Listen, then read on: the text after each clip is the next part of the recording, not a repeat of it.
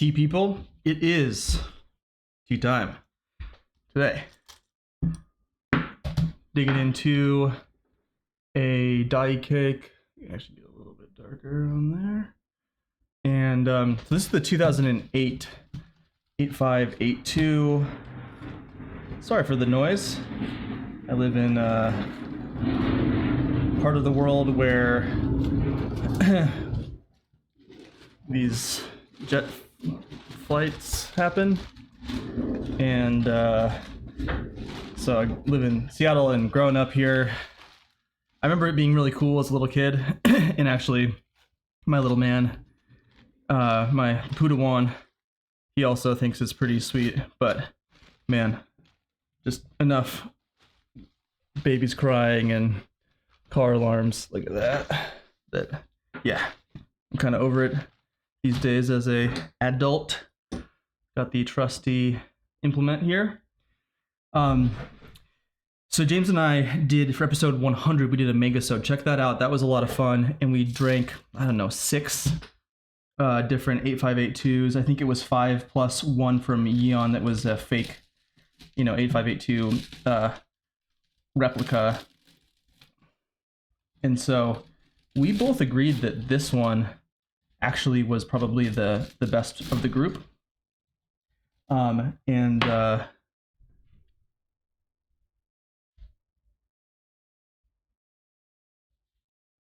Just look at that. Y'all, I'm Myron over here myself. Look at the color. Guys, I'm so happy with the way the camera's looking now. Hope everyone's enjoying it. Really feel like this is helping everyone capture. Maybe you're a little bit newer to tea, and this is gonna maybe help. Anyway, oh my god, sorry everybody. The sounds in the backgrounds it's a lot. So, I was looking to figure out which of the 8582s I want to get a bunch of it. It's my favorite Dayi raw recipe, and so of the kind of classics, I guess, the ones that they produce every year. And so I'm just breaking this off because I'm going to put a bunch of this in a big container. So I'll probably pull off honestly. Okay, I'm not going to fiddle around with this too much here. Oh, it smells amazing. This has not actually come out of the pumidor.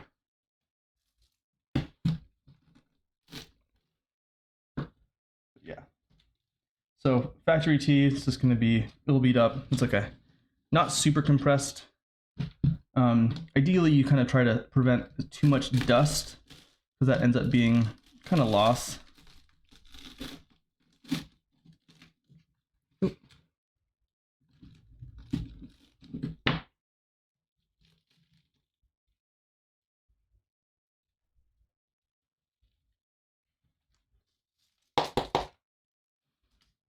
So that'll be good for me for quite some time. Now, grab my trusty little M1 here and get ourselves a session.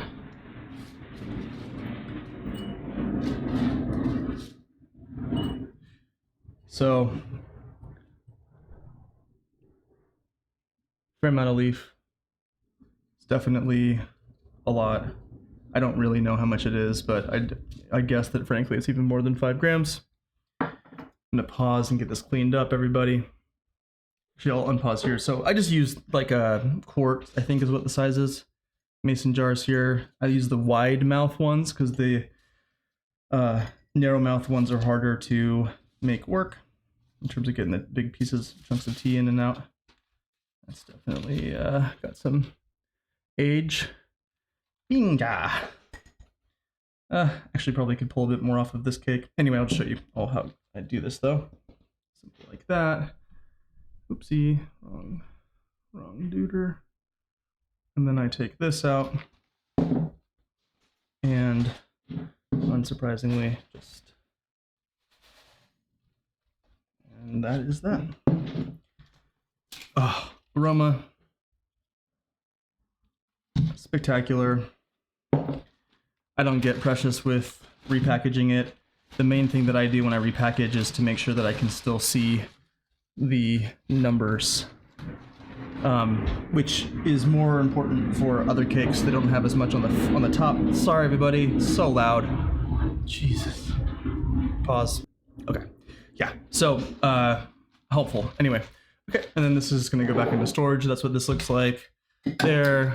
Thing on top. I'll leave a note, and then yeah. And then this just stays in my stash, which of like what's out, inaccessible. And yeah, realistically, I'm going to end up pulling a lot more out of that because I will need to. Come on. All right, actually, let's get really nice and close in there to start. Come on. All right. Heat the water up and we'll be back. All right, let's get into it. So I was saying, James did try this one with me. I think we got a sample. I can't remember from where, but thank you to whoever sent that in. And we both agreed actually that the 2006, which is what I had from Taobao, was not quite as good as the 08. This one has just a bit more oomph and nice balance. So I actually ended up giving a cake to James, well, trading for trading for various things.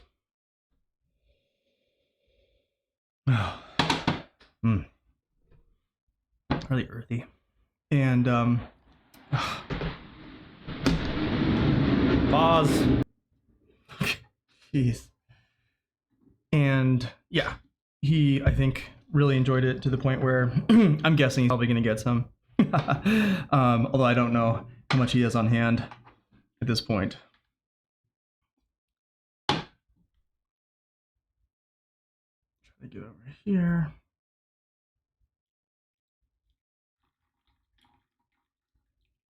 So nice decor. Now, when I get a bunch of tea leaves, I'll actually just do one of these.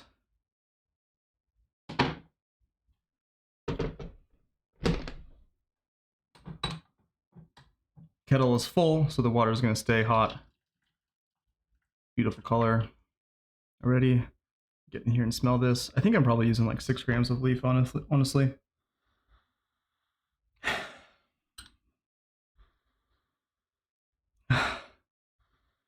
Just like sweet, clean wood, nice fruit, not super deeply resinous. Just classic. Let's go ahead and take a look at that. Get a little closer even.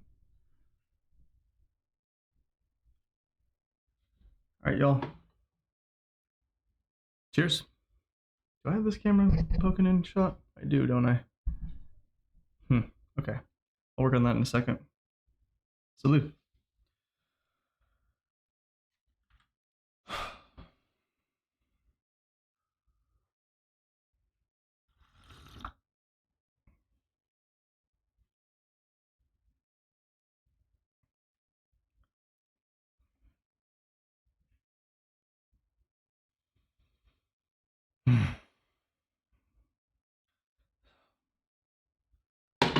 So dynamic. I mean, so moving and multifaceted.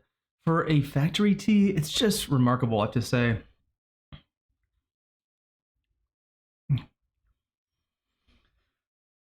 If you're getting into poo and you're kind of at that point, start experimenting with using way more leaf than you think you should. Pause.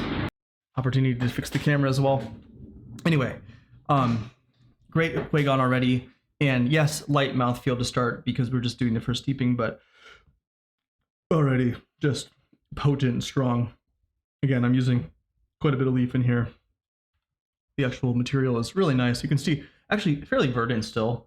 Really quite a bit of green notes in there. Maybe you can get a little bit more of those ones deeper in the cup. Really hard. The focus on this is a pretty narrow band.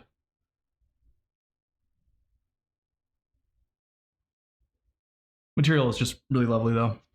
For a factory tea, just remarkable. Yeah.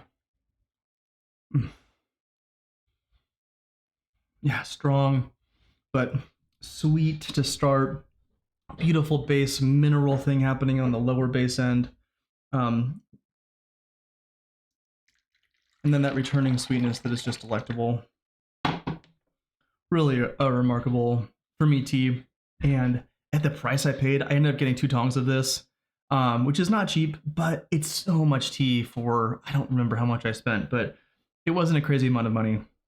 I mean, it's a lot of money for tea. I think the average tea drinker, you're just getting started, yeah, but really reasonable prices. Dayi prices right now have been depressed dramatically from kind of the hype cycle.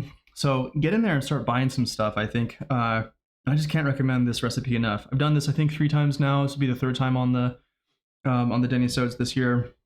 One of the sessions was a late steeping session. And I think this one can be pushed into those late sessions.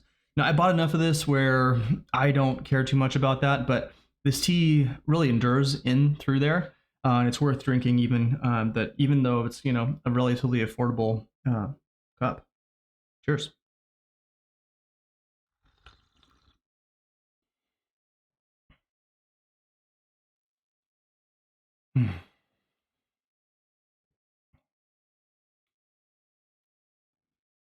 Slightly astringent with how much leaf I'm using, but you just feel it. It's like that Matrix scene where he like gets the goo on him and then he just starts to get like dialed in and whatever, and you just can kind of like feel it just moving back through the throat. Really excellent.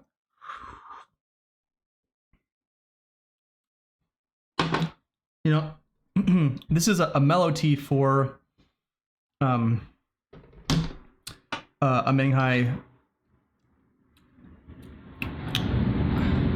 tea.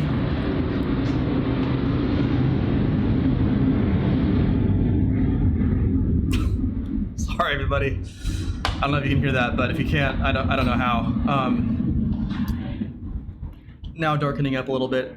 Interestingly, I actually think that this might brew out even a little bit darker than the 06 from Taobao that we got. Really nice color.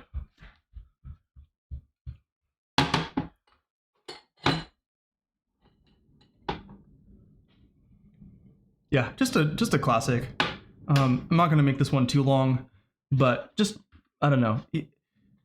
You find a recipe you like, you get it at a reasonable price, and send it is kind of how I think about it. This tea is intended to be aged for quite some time. My personal stash, it will slowly evolve, and I believe get even nicer. Cheers. Still really tasting the second steeping.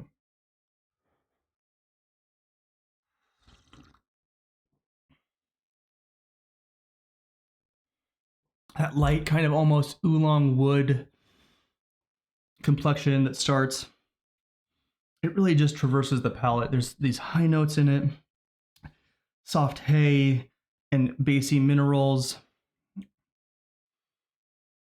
luscious mouthfeel. And it's just this tea. It's really nice. Excited to be having this and drinking this for quite some time.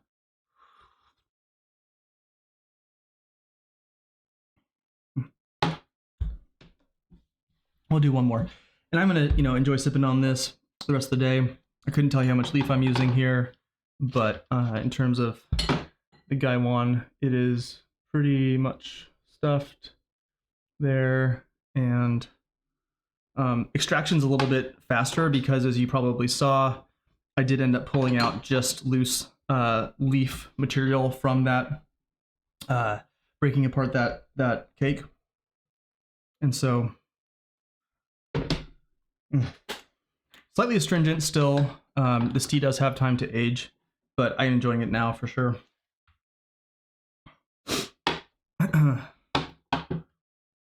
And even now I'll start to push it a little bit, which I think might be a little premature for the average drinker. I wouldn't brew it this way for people who are I don't even know if this is the tea that I would get out for someone who's interested in pure tea. I probably would pick an tea. Beautiful fruit. on the lid there. Some interesting kind of barn hay, deeper notes there. And in terms of the actual material here, it looks a little bit browner, a little less saturated in person. Again, I'm using a bit of a saturation boost on the camera so you can see a bit more of the differences of the different colors in the actual cup. But yeah, it maybe looks a little bit less green in person. So sweet, some kind of cinnamon spice thing happening in there. Really just pleasant. Nice liqueur color, nice soup color. You know, my only complaint with teas like this, factory teas, is, and I talk about it quite often, I talk about individual voices in tea in the same kind of analogy as listening to an a cappella song, where you can literally hear each individual voice. If those are the flavor notes, and you can really have a crispness of each one, this one has maybe just a little bit more of a fuzziness. Not in a bad way, but you know, it's not, I think one of the things that sets apart boutique teas is just that they have really clear notes. And that's because usually they're going to be, always, they're going to be much smaller productions, much more specific to a region or farm or mountainside or, you know, bush, tea bush. And so you're going to have a lot of specificity. This being a blend of a ton of different tea material, it's going to have a little bit more of a kind of fuzziness. Some of the high notes are going to blend a little bit together. But part of the blending is that it benefits from year by year production insofar as each year it's fairly self-similar to the year before, slightly moving along. Insert your ship of Theseus analogy, thought experiment here. Cheers.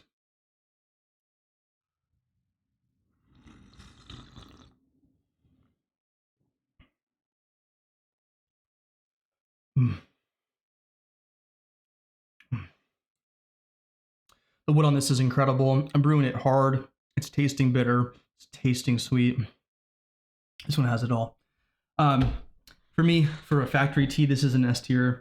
The 08 specifically versus the other ones that we tried. I think we've tried, on that episode, I think we tried a 2010, 09 that I've had only in Seattle storage, the 08 here from Taishan He, and then the 06 from Taobao.